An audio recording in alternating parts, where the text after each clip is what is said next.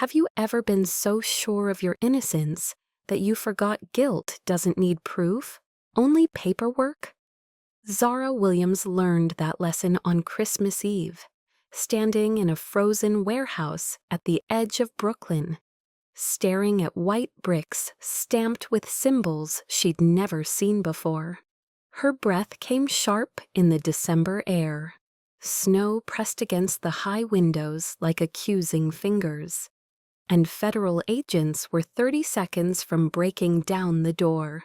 The text on her phone glowed in the darkness. Check the shipment under your name. Warehouse 12, tonight. Someone's setting you up. She'd thought it was a prank, maybe a disgruntled employee trying to scare her, maybe even a test from the board to see how she'd handle a crisis. But the manifest was real, her signature, her authorization code, her company's seal on every single page. 500 pounds of illegal narcotics, packaged for distribution, scheduled for delivery on Christmas morning to addresses she'd never heard of, all under her name. Zara's hands shook as she reached for her phone to call someone, anyone who could explain this nightmare. Her mother in Atlanta, her lawyer, the police even, if it meant clearing this up before it became something she couldn't control. The warehouse door exploded inward before she could dial. Zara Williams, federal agents, hands where we can see them. Flashlights cut through the darkness like surgical blades. Tactical vests, drawn weapons, voices shouting commands. She couldn't process over the roar of blood in her ears. Her mind screamed one truth louder than all the noise. Someone had set this trap perfectly. Someone who knew her schedule, her access codes, her routines. Someone who wanted her destroyed so completely that she'd never recover. Zara didn't wait for handcuffs. She ran. Through the back corridor, past pallets stacked high with legitimate cargo she'd approved weeks ago. Her heels clattered against concrete until she kicked them off, sprinting barefoot into the loading bay. Cold bit through her thin cocktail dress, the same one she'd worn to the company Christmas party just 2 hours ago. The snow swirled under yellow dock lights, making the ground treacherous and slick.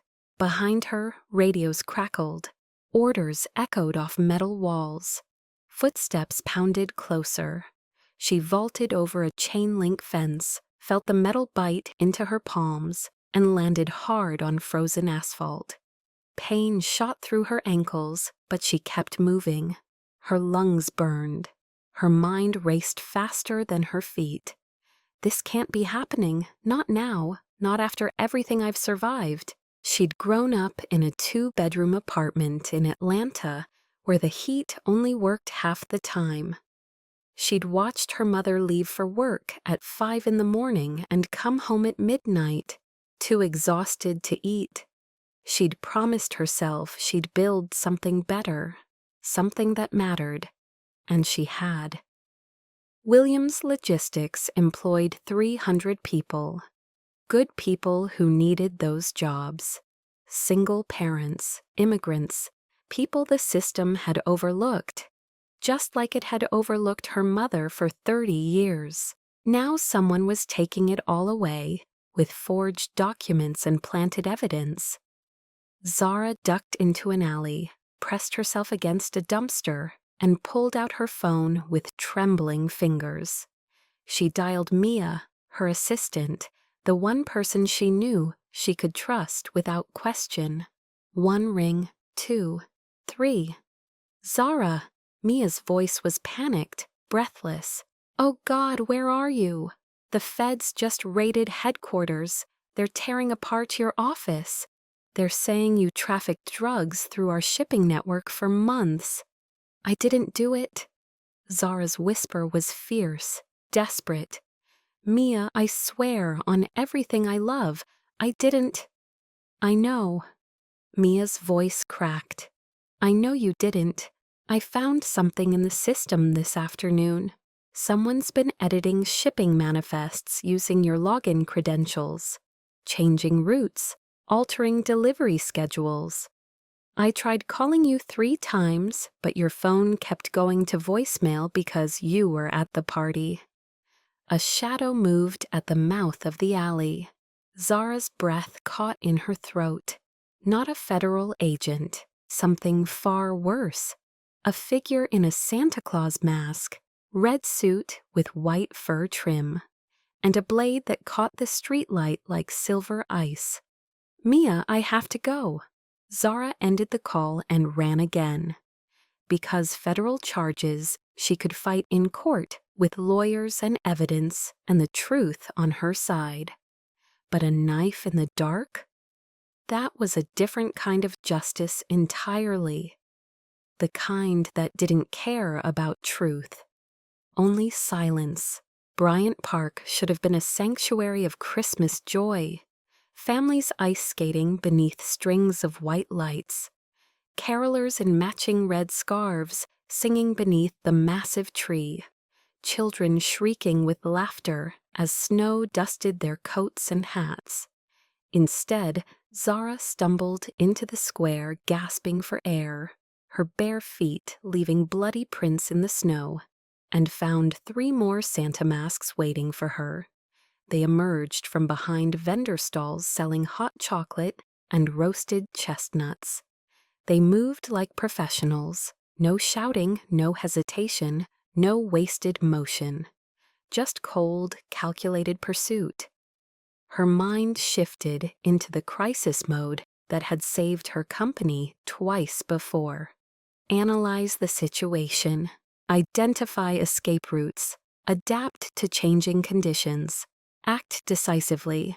She darted toward the ice rink, hoping the crowd and confusion would provide cover. It didn't. One of the masked figures vaulted the barrier with athletic ease and landed on the ice behind her. Zara's bare feet slipped on the frozen surface, sending white-hot pain shooting through her ankles. She grabbed the railing and pulled herself forward, hand over hand. Skaters scattered in every direction, screaming. Parents grabbed their children. The music cut off abruptly. Another Santa blocked her path ahead, knife drawn. Zara reversed direction, scrambled toward the opposite edge of the rink. Her fingers found the barrier. She hauled herself over, crashed onto the pavement on the other side, and rolled through the impact the way she'd learned in a self-defense class years ago. A blade whistled past her ear, so close she felt the displacement of air against her skin. She kicked backward without thinking, connected with something solid, heard a satisfying grunt of pain. Then she was up again, running on pure instinct and adrenaline, and the stubborn refusal to die. She'd fought too hard to get here. Put herself through community college while working full-time at a shipping warehouse, earned her MBA at night while managing logistics for a company that paid her half what they paid the men, built her own company from a single contract and a borrowed office. She'd survived condescending board members who questioned every decision. Investors who called her a diversity hire to her face, executives who suggested she'd be better suited to HR or public relations, anything but CEO. She wasn't going to let someone in a cheap costume take it all away. But when she turned onto 6th Avenue, her legs finally betrayed her. She collapsed against a darkened storefront window, gasping, vision blurring at the edges. The Santa masks closed in from 3 directions, moving slowly now. They knew she had nowhere left to run. And then, headlights, bright and sudden and impossibly fast.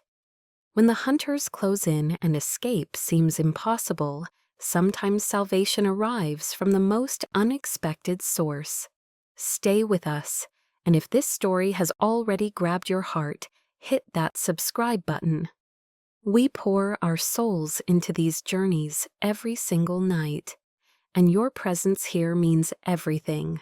The black sedan didn't slow down, didn't brake, didn't hesitate. It skidded sideways across the icy street, tires screaming in protest, and stopped between Zara and her attackers with inches to spare. The driver's door opened. A man stepped out, tall, Korean features with sharp angles and dark eyes that assessed everything in half a second. Expensive dark coat that looked completely out of place in this chaos. His movements were precise, economical, like a blade cutting through silk. He looked at the three masked figures, looked at Zara, bleeding and exhausted against the storefront, made his decision. Then he moved. The first Santa swung his knife in a practiced arc. The man caught the wrist mid-strike, twisted sharply, and sent him crashing into a parked car with enough force to crack the windshield. The attacker didn't get up. The second lunged forward, trying for a quick strike to the ribs. The man sidestepped with minimal movement, drove an elbow into his spine, and dropped him to the pavement like a discarded coat. The third hesitated, knife wavering. Smart choice. The man in the dark coat turned to Zara for the first time. His voice was low, controlled, with a slight accent that suggested English wasn't his first language. Get in the car. Zara's survival instincts warred with everything she'd been taught about trusting strangers. Who are you? Someone who knows you didn't send that shipment. He glanced back at the remaining attacker, who was slowly backing away into the shadows, and someone who knows they won't stop coming until you're dead. Why would you help me? You don't even know me. Because you're not supposed to be the target. He opened the passenger door with one hand, the other resting under his coat, where she could see the outline of a weapon. Now get in, or die here arguing about it. Your choice. It wasn't really a choice. Zara stumbled to the car on numb feet and fell into the leather seat. Her body was shaking so violently she could barely close the door. Her dress was torn, her feet were bleeding, and she was trusting her life to a man who'd just taken down 3 armed attackers with his bare hands. The man slid behind the wheel, shifted smoothly into gear, and they disappeared into the snowy night before the sirens arrived. They drove in silence for 10 minutes, heading south toward Brooklyn.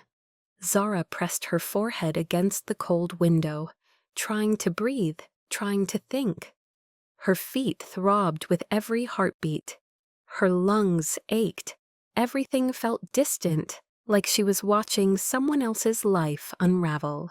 The man, whoever he was, drove with the kind of precision that came from years of practice.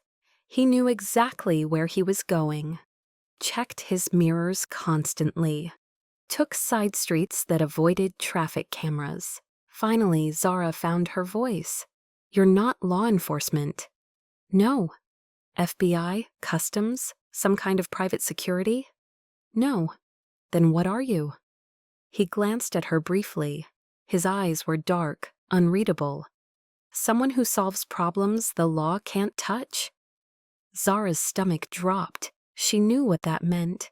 She'd heard the whispers at business conferences, the rumors about organized crime networks operating on the East Coast, dealing in everything from protection rackets to high-level smuggling operations that moved millions of dollars without leaving paper trails.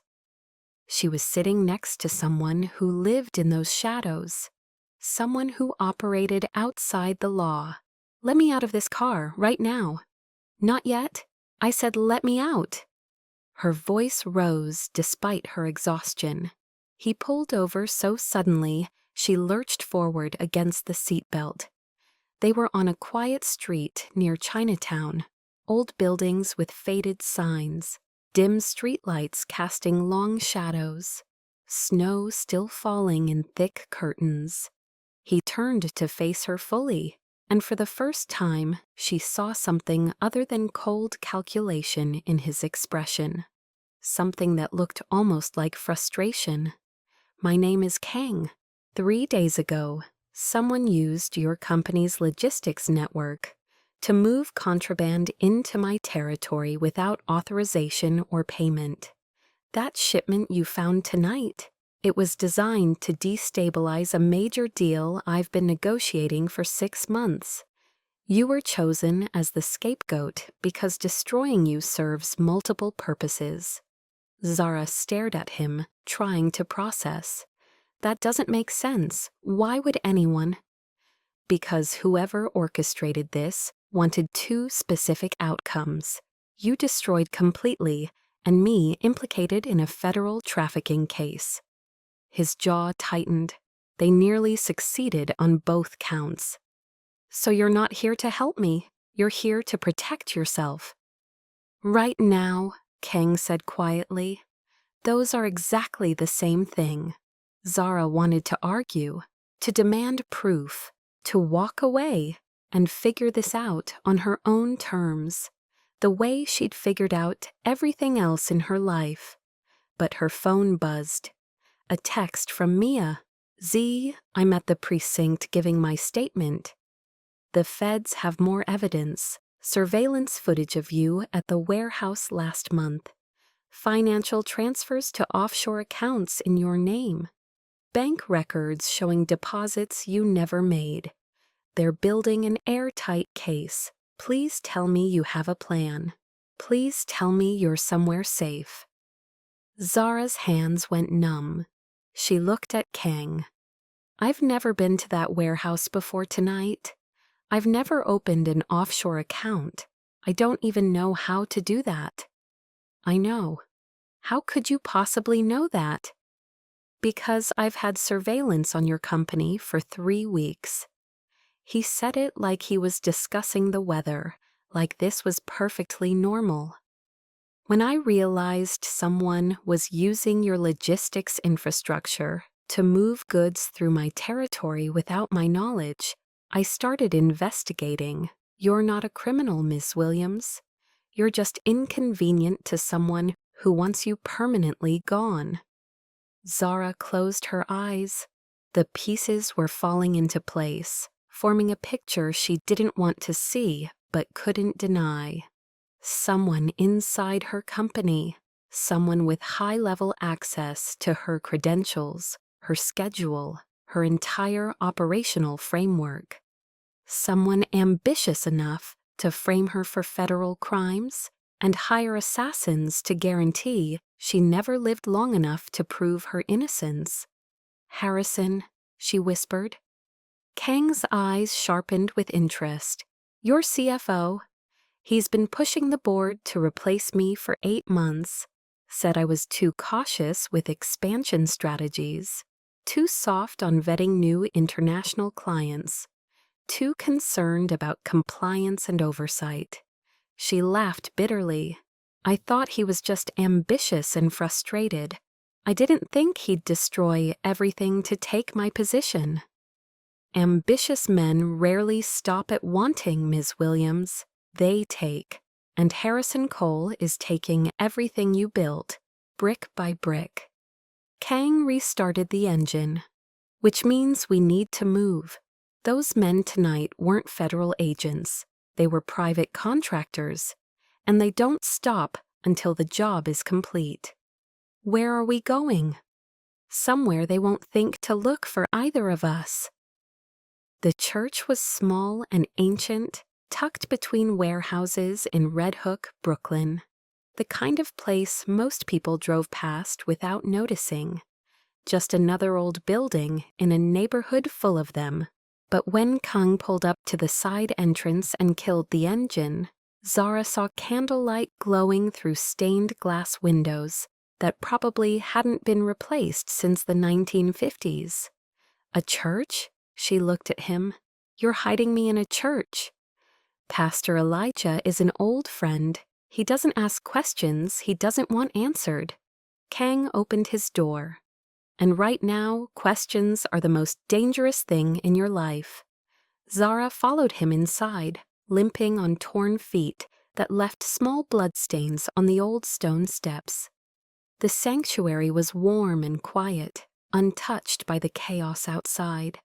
The scent of old wood and melted wax hung in the air, mixed with something that smelled like cinnamon and cloves. A single figure stood near the altar, lighting the last Advent candle with steady hands. Pastor Elijah was elderly, maybe 70, with silver hair and kind eyes that didn't flinch when he saw Zara's condition, the torn dress, the bleeding feet, the wild look of someone who'd been running for her life. Kang. His voice was gentle, carrying the weight of someone who'd seen too much suffering to be shocked by it anymore. It's been a while since you visited. I need sanctuary for a few hours, Kang said quietly. No records, no calls, no questions. Elijah nodded slowly, then turned to Zara with a compassion that made her throat tighten. You're safe here, child. Whatever storm you're running from, these walls have weathered worse. They'll weather this too. Zara wanted to believe him, wanted to believe that stone and mortar could keep the darkness at bay. But when she glanced back toward the door, she saw Kang checking the locks methodically, his hand resting on something under his coat. A weapon, maybe more than one. She was in a church on Christmas Eve, bleeding and barefoot, protected by a man who dealt in violence for a living. And somehow, impossibly, it was the safest she'd felt all night. Elijah brought her a thick blanket and a basin of warm water that steamed in the cool air.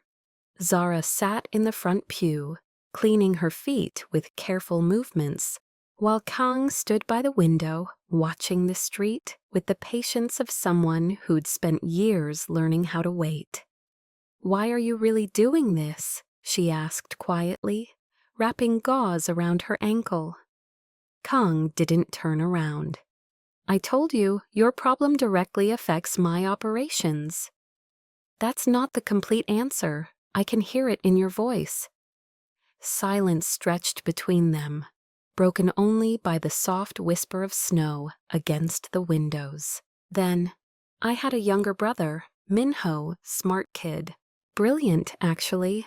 Got accepted to Columbia on a full academic scholarship." Zara stopped wrapping her foot. "He worked part-time at a shipping company near the docks to pay for textbooks and rent," Kang continued, his voice carefully neutral. "One day, a supervisor told him to sign off on a delivery manifest. Minho didn't ask questions. He was young, eager to please, wanted to keep his job. He just signed where they told him to sign. 2 weeks later, federal agents arrested him at his apartment. The shipment contained counterfeit pharmaceuticals worth $2 million. They said he was part of a distribution ring that had been operating for months." Zara's throat tightened.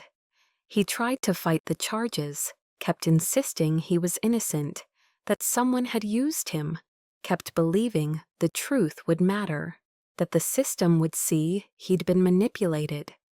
Kang's voice went flat, emotionless. He died in Rikers 6 months into his sentence. Someone killed him over a gang dispute he wasn't even part of. Wrong place, wrong time, wrong face. "I'm so sorry," Zara whispered. Kang finally turned to face her, and in the candlelight, she saw the grief he carried like armor. "I couldn't save him. I was building my network, consolidating power, and I thought that mattered more than staying close to family. By the time I realized what was happening, it was too late." He paused. "But I won't watch it happen again. not when I can prevent it. Their eyes met across the dim sanctuary, and for the first time since this nightmare began, Zara saw something in him beyond cold calculation and self-interest. She saw grief that had calcified into purpose, and beneath it, something that looked almost like faith, not in God or the legal system, but in the stubborn, painful belief that maybe this time the story could end differently. Maybe this time he could save someone. The candles burned lower, casting dancing shadows on the old walls. Zara sat wrapped in the blanket, her mind finally slowing enough to process the full impossibility of her situation. The warehouse, the federal agents, the chase through Bryant Park, the choice to trust a stranger who'd admitted to operating outside the law. She should be terrified, should be planning her next escape. But she was also still breathing, still thinking, still fighting. And that counted for something. Kong crossed the room and set a first aid kit beside her on the pew. "Let me look at your feet properly. You're still bleeding." Zara hesitated, pride warring with practicality. "I can manage on my own." "You've been limping for the last 10 minutes, and I can see blood soaking through that gauze. Stop being stubborn and let me help." She almost smiled despite everything, says the man who probably hasn't asked for help in his entire life. Kong didn't deny it. He just knelt down with surprising grace, opened the kit, and began cleaning the deeper cuts with quiet efficiency.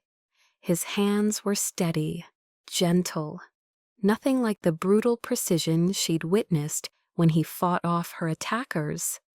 "You've done this before," Zara observed, watching him work. "I've done many things." He wrapped clean gauze around her ankle with practiced movements.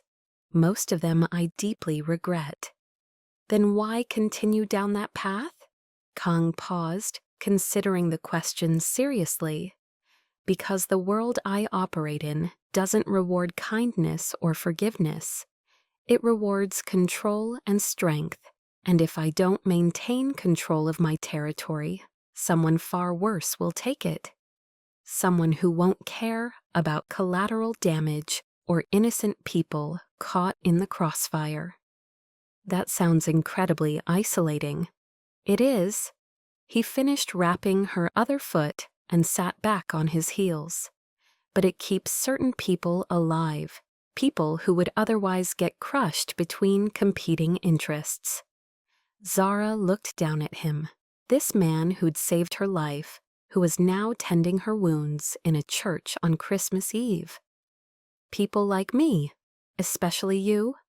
He stood and took off his coat, draping it over her shoulders with unexpected care. The fabric was still warm from his body, and it smelled like expensive cologne mixed with something darker, gunpowder maybe.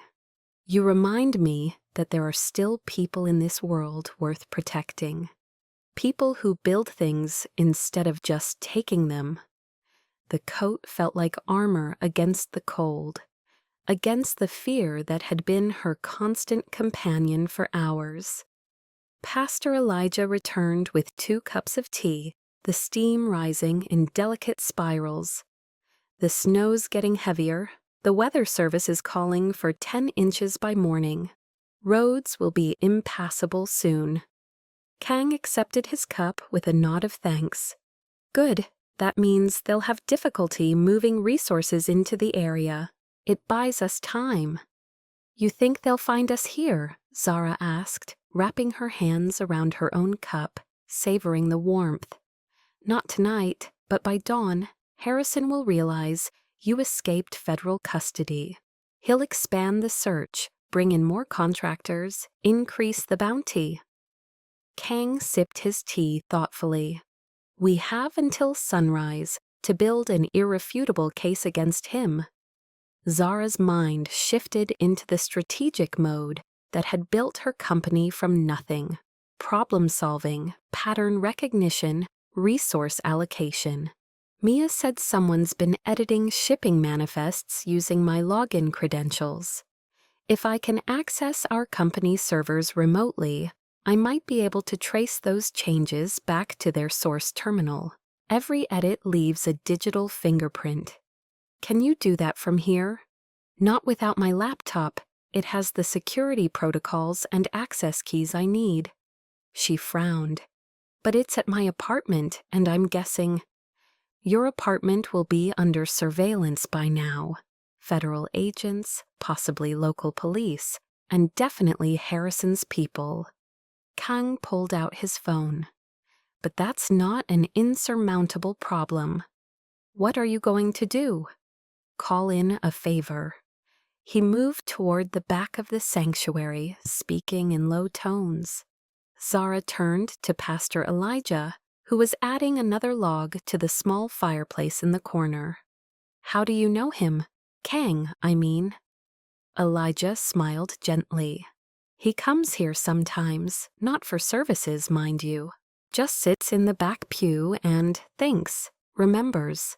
Grieves, I suppose, though he'd never call it that.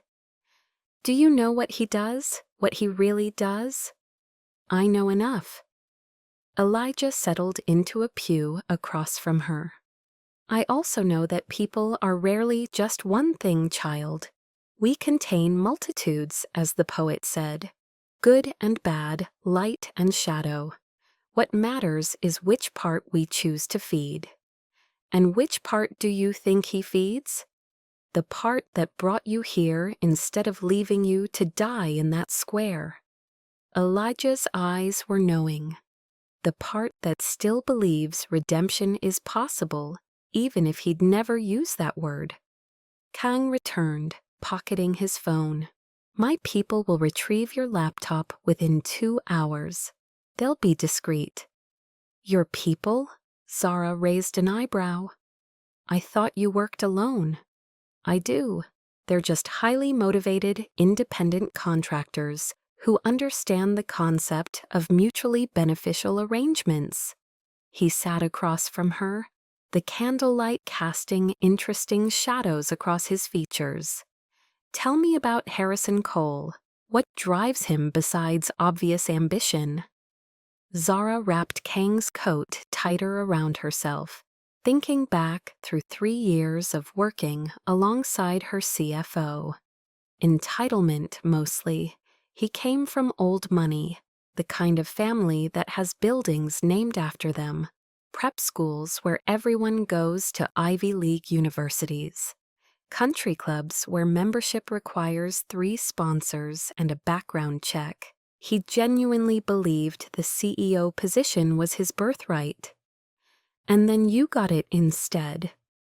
The board chose me because I understood the business from the ground up. I'd worked in warehouses, driven delivery trucks, managed dispatch centers. I knew how every piece connected. She paused. Harrison knew spreadsheets and quarterly projections. He could talk a good game in boardrooms, but he'd never actually touched the work. The board saw that. How did he react? Professionally at first, or he pretended to, but I started noticing things. He'd undermine my decisions in meetings, question my judgment in front of investors, suggest that maybe I was in over my head. Zara's voice hardened. He called my promotion political correctness run amok in an email he accidentally sent to the entire executive team, as if I hadn't earned that position 3 times over. Kang's expression darkened. Men like Harrison don't just want your job, they want to erase the fact that you ever had it. They want to prove to themselves and everyone else that you never deserved it in the first place. So what's our strategy? How do we turn this around? We make him show his hand, force him to act openly instead of hiding behind layers of deception. Kang leaned forward. But first we need that evidence, hard proof that connects him directly to the frame-up. Zara nodded, feeling something shift inside her. For hours she'd been running, reacting, surviving. Now it was time to fight back. The church grew quieter as midnight approached. Pastor Elijah had retired to his quarters upstairs, leaving Zara and Kang alone in the sanctuary with only the Advent candles and the dying fire for light. The snow had stopped falling. Outside the windows, the world looked clean and pristine, as if the violence of the evening had never happened. Zara pulled Kang's coat tighter around her shoulders. "Can I ask you something personal?" "That depends on the question." "When did you know this wasn't just about protecting your business interests?" Kang was silent for a long moment, staring into the fire. Then, "When I saw you refuse to give up. Most people freeze when they're cornered. They surrender or bargain or beg. But you didn't. Even when you had every reason to quit, you kept running, kept fighting. I couldn't let them win. Couldn't let Harrison destroy everything I'd built. Neither could Min Ho." Kang's voice was quiet, almost fragile. He kept insisting he was innocent, kept believing the truth would matter, that someone would listen. He wrote letters to lawyers, to judges, to anyone who might help, right up until someone killed him in a prison yard over absolutely nothing. Zara's chest tightened with shared grief. "I'm not your brother, Kang. I know that." He met her eyes across the flickering candlelight. "But maybe this time, the story doesn't have to end the same way. Maybe this time, I can actually save someone." They sat in the sacred silence, and Zara realized something that should have terrified her but didn't. She believed him, trusted him. Not because he was safe, he clearly wasn't. Not because he was morally uncomplicated, he'd admitted to terrible things. But because in this moment he saw her, not as a symbol or a business asset or a problem to solve, just as a person who deserved to survive. "Why did you get into logistics?" Kang asked suddenly, shifting the emotional weight between them. Zara blinked at the unexpected question. "That's oddly specific." "Humor me, I want to understand you." She smiled slightly, thinking back. "My mom used to say the world runs on two things: people who care about others and people who move the things those people care about." She said if you could be both, if you could care and make sure caring people got what they needed, you could change lives. Zara paused. "I wanted to be both. And you succeeded. 300 employees, contracts with major corporations, a reputation for reliability and ethics in an industry not exactly known for either. Until tonight, when all of that disappeared." "No." Kang's voice was firm, leaving no room for argument. "You're still succeeding. You're just fighting a different kind of battle now. And fighting means you haven't lost." Zara looked at him, really looked at him, and saw something she hadn't noticed before. Beneath the control and the calculated violence, there was someone who'd been broken by loss and rebuilt himself into something harder. Someone who understood what it meant to keep going when giving up would be easier. "What about you?" she asked. "How does someone end up running organized crime operations on the East Coast?" Kang's smile was bitter. By being the only person willing to do what others refuse to consider. "After Min-ho died, I realized the legal system wasn't broken. It was working exactly as designed, protecting the powerful, crushing everyone else. So I stopped trying to work within it and started breaking it from outside." Something like that. He stood and walked to the window, looking out at the snow-covered street. I'm not proud of everything I've done, but I've kept people safe, prevented wars between competing factions, made sure certain neighborhoods didn't turn into battlegrounds. That's remarkably close to inspirational, coming from someone who claims to be a criminal. Kang turned surprised. I don't claim to be anything. I just survive and help others survive. Sounds pretty motivational to me. They fell quiet again, but it was a different kind of silence now. Comfortable, understood. Kang? Yeah, thank you. Zara's voice was soft but steady. For not letting me die tonight, for seeing past the surface to who I actually am. Kang crossed back to where she sat, and for a moment he just looked at her with an expression she couldn't quite read. Then he said quietly, "If you want to survive until sunrise, you need to trust me completely. Can you do that?" "I already do." He seemed genuinely surprised by her certainty. "Why?" "Because you could have driven past that square tonight, could have let those men finish their job, but you didn't." She met his eyes without flinching. That tells me everything I need to know about who you really are. Something shifted in Kang's expression, something that looked almost like relief, as if he'd been waiting years for someone to see him clearly. And in that moment, the connection between them deepened into something neither had planned for or expected. Not romance, not yet, but recognition, understanding. Two souls who'd been broken in different ways, finding unexpected solidarity in the darkest hours. The bells woke her. Zara jerked upright, disoriented and confused. She'd fallen asleep on the pew, Kang's coat still wrapped around her shoulders like a shield. The sanctuary was darker now. Most of the candles had burned down to stubs. And the bells, the church bells, were ringing. Not the gentle call to Christmas Mass. These were alarm bells, harsh, urgent, wrong. Kang was already on his feet, weapon drawn, moving toward the window with lethal grace. "We need to move right now." "What's happening?" "They found us."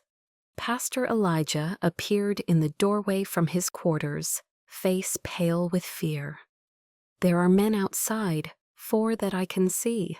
They're not police officers. They're carrying serious weapons." Zara's blood turned to ice.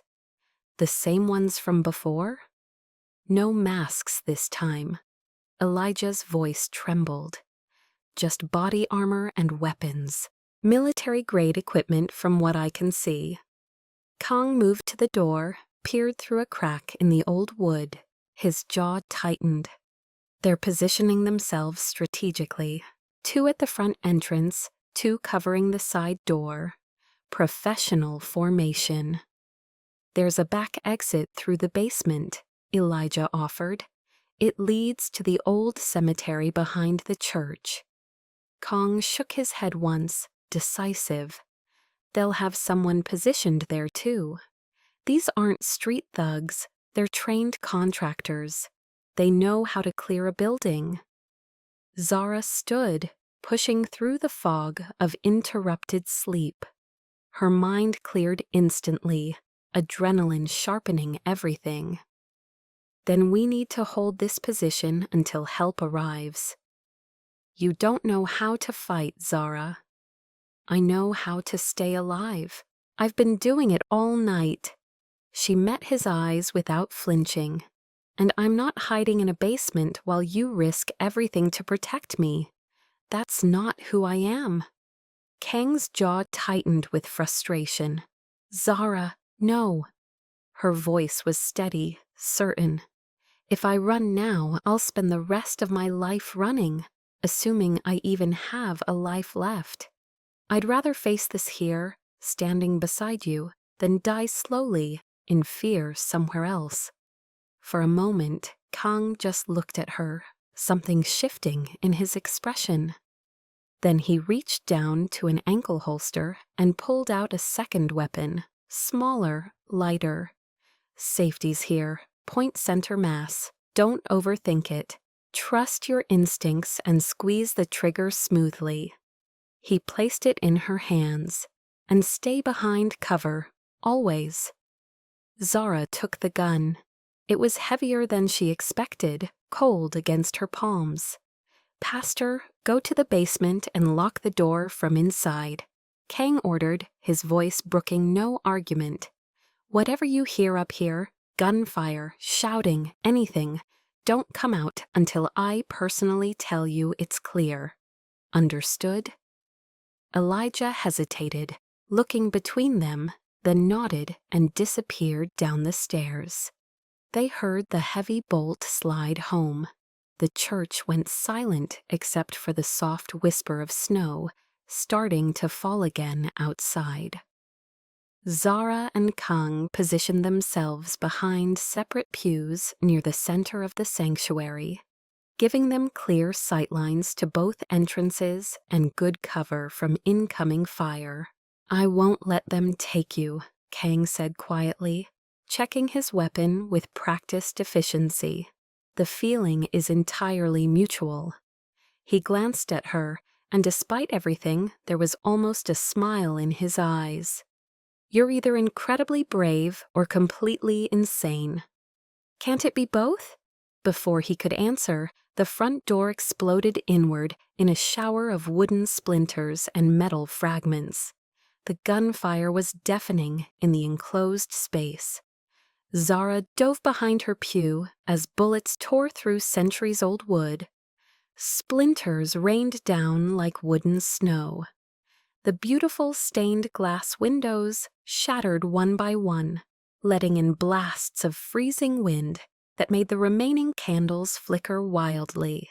Kang returned fire with controlled precision. 2 quick shots, then moving to new cover before return fire could find him. One attacker dropped with a cry of pain, but 3 more poured through the side entrance, moving in coordinated patterns that spoke of military training. Zara raised her weapon with shaking hands and fired. The recoil jarred her shoulder. The shot went wide, burying itself in a far wall. Breathe first, Kang shouted over the chaos, his voice somehow calm in the middle of hell. Then sight, then squeeze, don't jerk the trigger. She tried again, forcing herself to breathe through the fear. This time she hit one of them in the leg. He went down cursing, returning fire wildly. Kang moved like water through the pews, using every piece of cover, taking calculated shots that forced the attackers to stay defensive. But the mathematics were wrong. 4 against 2.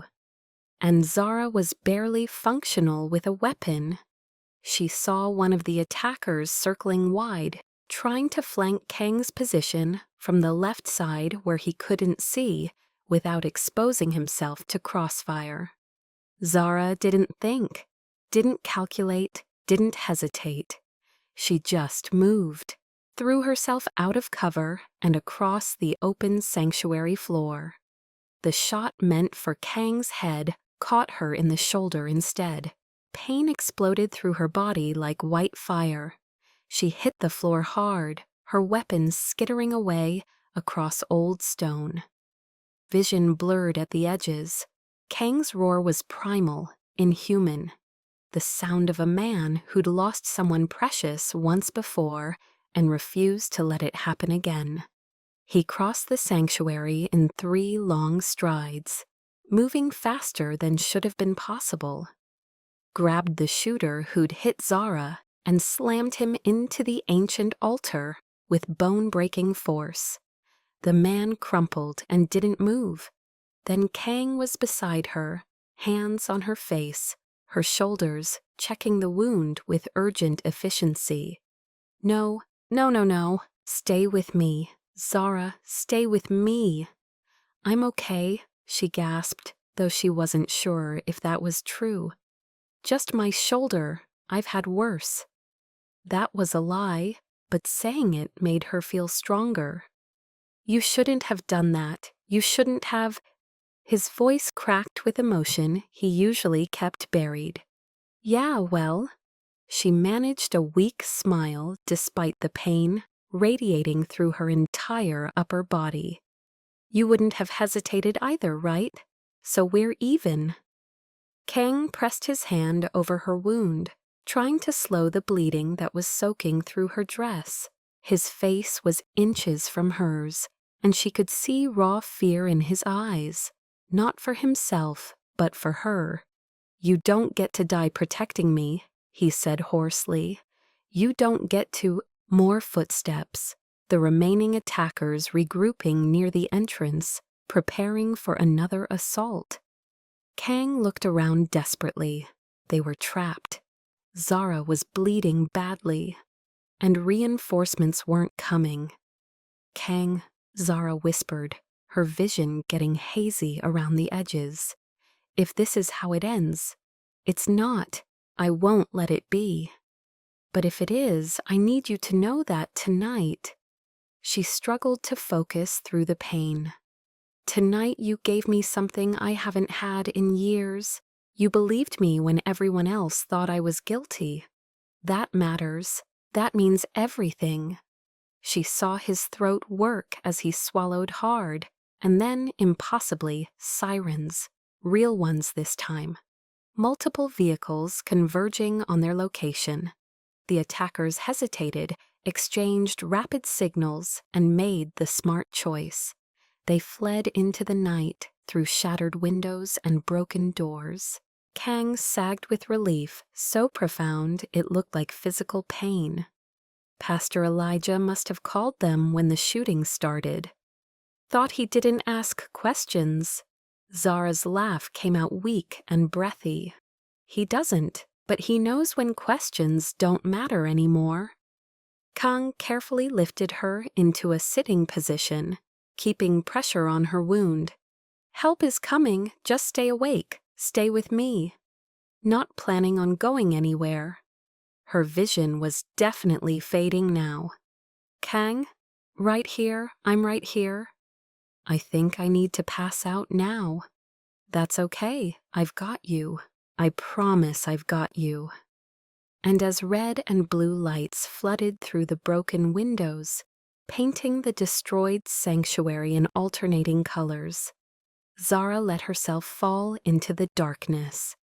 Because for the first time in her entire life, she knew with absolute certainty that someone would catch her, someone would keep her safe, someone had chosen her when choosing her was the hardest, most dangerous thing he could do. Zara woke to the smell of antiseptic and the steady beep of monitors. Hospital. Her shoulder was bandaged tight. An IV ran into her arm, and sitting in the chair beside her bed, looking like he hadn't slept, was Kang.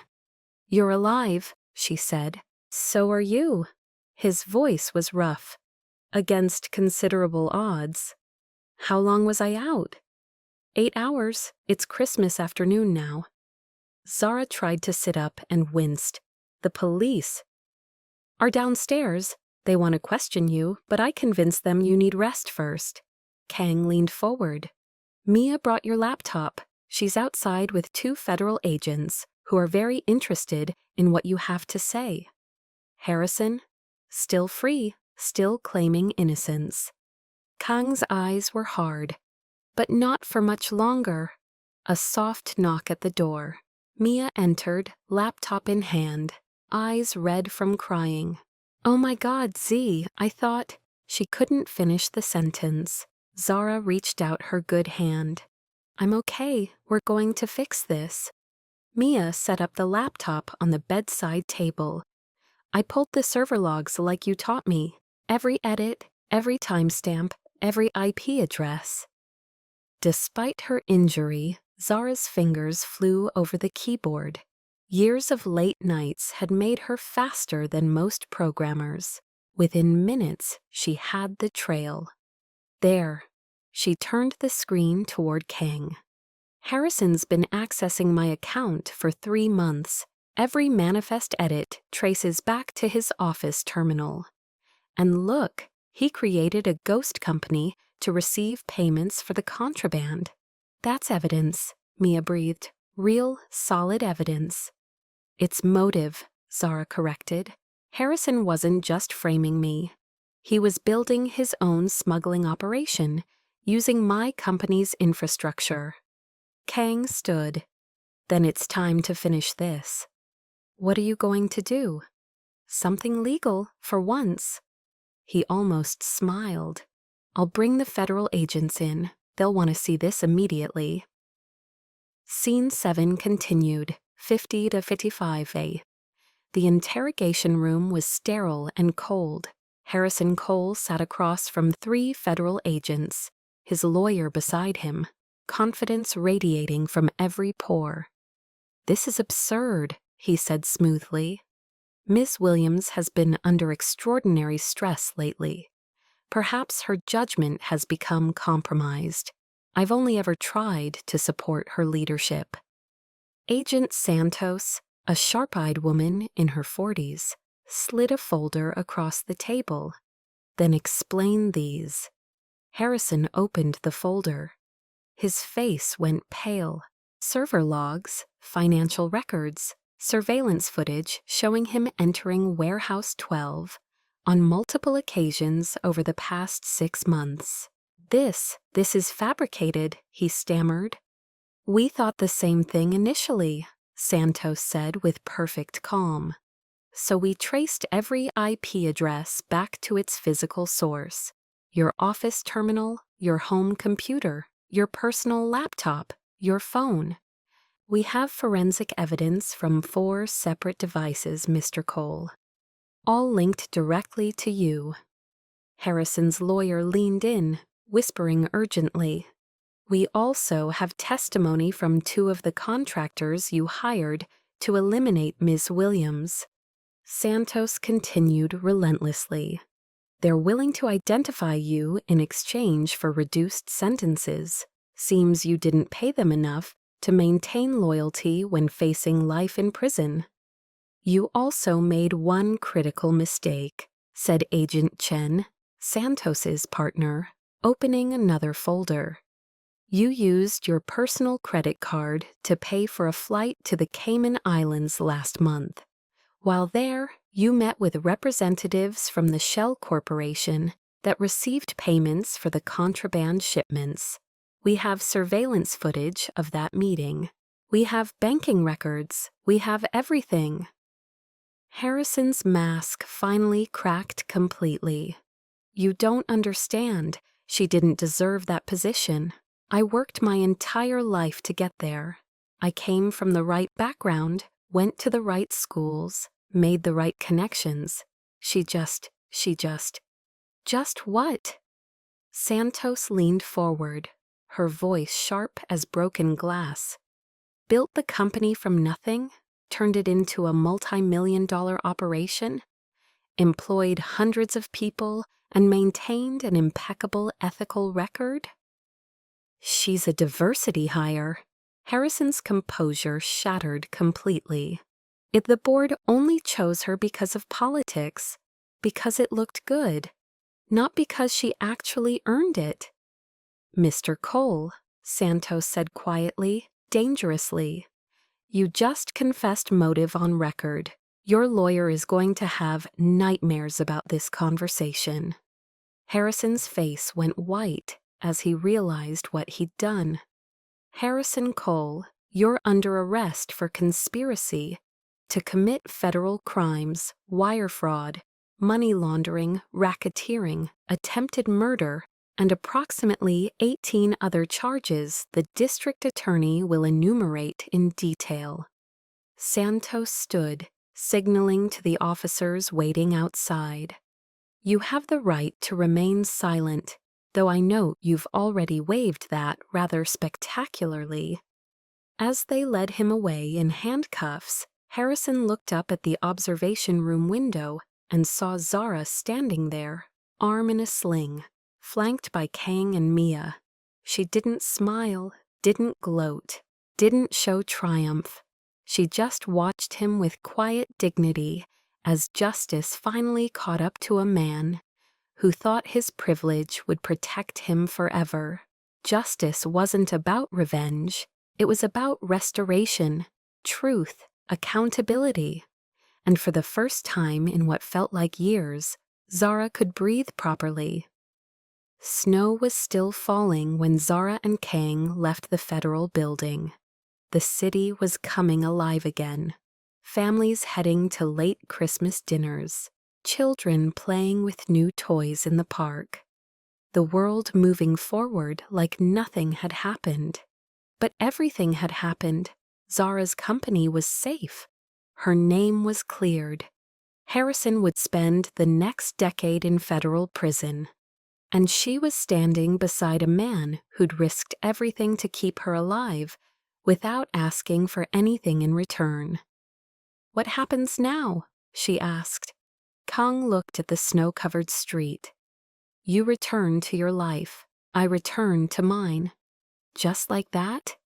"Just like that." Zara turned to face him fully. "Kang." "Yeah. I didn't survive because I was lucky. I survived because you believed me when the entire world thought I was guilty." Her voice was steady. "That's not something I can just walk away from." Kang's expression softened. "You survived because you refused to quit. I just made sure you had the opportunity." "Don't minimize what you did." "I'm not a good man, Zara. I've done things that... I don't need you to be good." She took his hand. "I need you to be honest, and honestly, who you are is someone who kept a stranger alive through the worst night of her life when you had every reason to walk away." Kang looked down at their joined hands. "You deserve better than someone like me." "Maybe, but I get to decide what I deserve," she smiled. "And right now, I think I deserve to see you again." "This isn't a fairy tale, Zara. This is real." She squeezed his hand. "Messy and complicated and probably a terrible idea on paper, but real." Kang was quiet for a long moment. Then, "I can't promise you a normal life." "I don't want normal. I want truthful." "What if truthful means I have to disappear sometimes? What if it means danger?" "Then we'll navigate it." Zara's voice was fierce. "In together." Something broke open in Kang's chest, something he'd kept locked away since Minho died in that prison cell. Hope. "Okay," he said quietly. "Okay? Okay, we'll figure it out." He pulled her closer, careful of her injured shoulder. "But you have to promise me something." "What?" "No more jumping in front of bullets meant for me." Zara laughed. "Only if you make the same promise." "Deal." Christmas bells rang out across the city. Kang leaned down, his forehead resting gently against hers. "Faith isn't found in churches, Zara. It's found in people who choose you when choosing you is the hardest thing they could do." "Is that what you did? Choose me?" "Every second since I saw you fighting for your life in that square." Zara closed her eyes. For the first time in as long as she could remember, she felt safe. Not because the danger was permanently gone. She knew it would return in different forms at different times. But because she wasn't facing it alone anymore. She had someone who saw her, who believed her, who chose her. And maybe that was the most motivational truth of all. Love wasn't about perfection. It was about showing up when everything was broken and saying, "I'm still here. Merry Christmas, Kang." "Merry Christmas, Zara." They stood in the falling snow, two unlikely souls who'd found each other during the darkest hours. Not because they were looking for romance, but because sometimes survival looks like someone holding your hand when everyone else has turned away. And that's where the most inspirational stories begin. not in the light, but in the choice to keep holding on when letting go would be easier. 6 months later, Zara stood at the window of her rebuilt office, watching the sun set over Manhattan. Her company was thriving. The scandal had somehow strengthened her reputation. A Black woman CEO who'd survived a corporate frame-up and emerged victorious. Her phone buzzed. A text from Kang. "Dinner at 8? You pick the place." She smiled. They'd been navigating this strange, beautiful thing between them for months now. It wasn't easy. He still operated in shadows. She still lived in the light. But they made it work. Because real love wasn't about finding someone perfect. It was about finding someone who saw your scars and said, "These make you stronger." Zara texted back, "That Korean place you love.